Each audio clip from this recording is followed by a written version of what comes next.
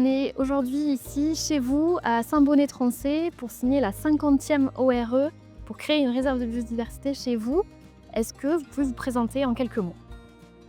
Disons que depuis à peu près une vingtaine d'années, je suis biogéographe, c'est-à-dire je travaille sur les interrelations de nature et j'ai enseigné une quinzaine d'années à l'université Paris 8 Saint-Denis.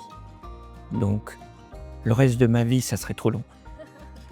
C'est déjà un bon morceau. Et est-ce que vous pouvez nous parler un peu de votre terrain? J'ai rencontré dans ma vie d'enseignant et puis de photojournaliste et de journaliste François Terrasson, qui était donc un défenseur de la nature, un penseur radical. On s'est rencontrés et puis on a eu une amitié très longue. Et en fait, il était originaire d'ici, de Saint-Bonnet. Et j'ai connu le pays de Trancé grâce à lui il y a quasiment 45 ans, quoi. Et vous disiez que vous aviez entendu chanter les grenouilles quand vous étiez arrivé ici. Est-ce qu'il y a d'autres animaux? Est-ce que vous avez pu observer des espèces? Alors on peut dire que j'ai l'ensemble de la faune qu'on appelle la faune ordinaire, quoi. C'est-à-dire, j'ai plusieurs espèces d'amphibiens, hein. Au niveau amphibien, il y a le crapaud commun, le crapaud accoucheur, donc c'est le mâle qui porte les bébés pour une fois, la raidette arboricole, des salamandres, des tritons, notamment dans ma mare. Enfin, il y a vraiment une grande variété d'amphibiens. Je dois avoir, au courant de l'année, une centaine de passereaux quand même. Donc c'est assez exceptionnel. Il y a des reptiles également. Le lézard vert qui est assez présent, le lézard vivipare, le lézard des murailles, l'orvet, la vipère, la couleuvre, etc. Et puis évidemment les mammifères forestiers ou ruraux, donc le renard, je le vois très souvent, le blaireau, la fouine, biche, cerf, chevreuil, sanglier. Alors ils viennent rarement, heureusement, parce que ça déménage, quoi. Donc j'ai l'ensemble de la faune sauvage, on va dire. Une vraie réserve de biodiversité ordinaire. C'est ça, ouais. Alors les oiseaux, c'est un lieu qui est déjà protégé parce que j'ai maintenu les haies, parce qu'ils ont beaucoup de nourriture. Puis des oiseaux qui sont emblématiques comme les pics, hein, j'en vois plusieurs. Et puis la huppe faciée et le rossignol qui chante tout le temps. Ah oui. Pour parler de l'ORE un peu, qu'est-ce qui vous a donné envie de signer une ORE?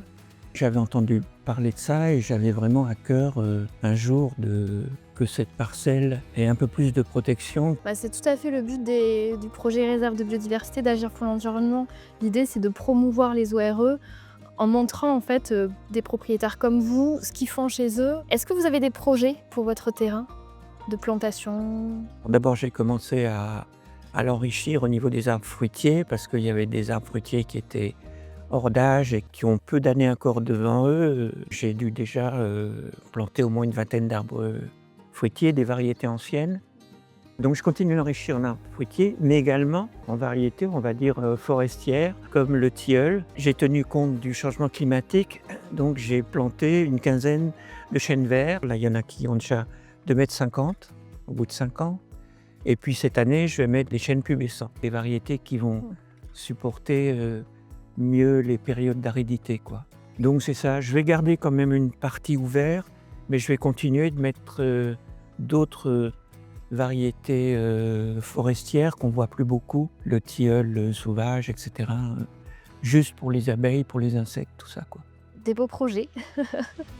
Qu'est-ce que vous attendez de l'ORE? Et j'attends que ça donne l'idée, que ça essaime, quoi. C'est ça que j'attends à partir d'ici. Bon, il y a des amis qui viennent me voir, qui me demandent comment je gère, quoi. Et vous diriez que vous avez envie de montrer l'exemple avec cette ORE? Oui, sans mettre une banderole, je suis un héros, quoi, mais en leur disant, viens voir ce qui se passe, quoi. Et puis leur dire aussi ce que ça implique par rapport à votre documentation. Donc leur transmettre de façon à ce que, parce qu'il y en a, ils ne savent pas quoi faire, hein. Ils ont l'impression d'être assiégés par les gens qui détruisent la nature. Quelles sont vos impressions par rapport au projet d'Agir pour l'environnement de signer des ORE, des obligations réelles environnementales? D'abord, ça a été une bonne surprise, parce qu'à vrai dire, j'attendais ça depuis longtemps. Et puis surtout, la nature, elle n'a pas besoin de nous, c'est nous qui avons besoin de la nature. Donc je suis plutôt sur cette démarche, et je trouve que dans l'ORE, justement, c'est concilier le fait qu'on a besoin de la nature, que justement par cette mesure, ça se concrétise quoi, vis-à-vis de la nature. Dans mes balades que j'organise avec les personnes, je leur dis jamais, «Vous devez aimer la nature». Ça marche pas comme ça. Quand j'étais avec mes étudiants, je leur disais: «C'est comme si je vous disais tomber amoureux de votre voisin ou votre voisine, c'est pas comme ça marche. Ça doit venir de vous, quoi». Et pour la nature, c'est pareil, ça vient de soi. On peut pas dire à quelqu'un: «Vous devez faire ci», ça marche pas. L'ORE, ben, c'est une façon finalement qui est assez douce, qui est pas contraignante.